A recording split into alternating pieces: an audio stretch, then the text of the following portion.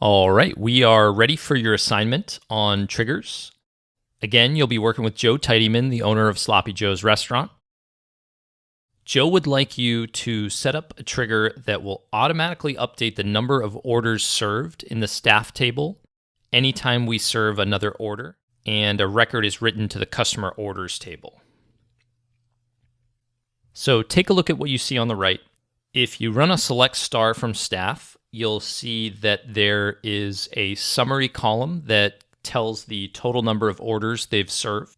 That's the field that Joe wants you to update every time a new customer order gets written into the customer orders table.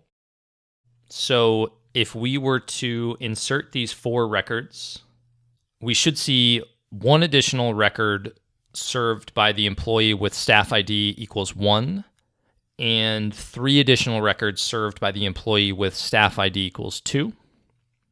And if you have successfully created the trigger, then run that insert into statement, then run a select star from staff. You should see the values updated from 10 for each employee to 11 for employee 1, the employee with staff ID 1, and to 13 for the employee with staff ID number 2. Per usual, I'd encourage you to try to do this on your own and then come back and watch the solution video. Good luck.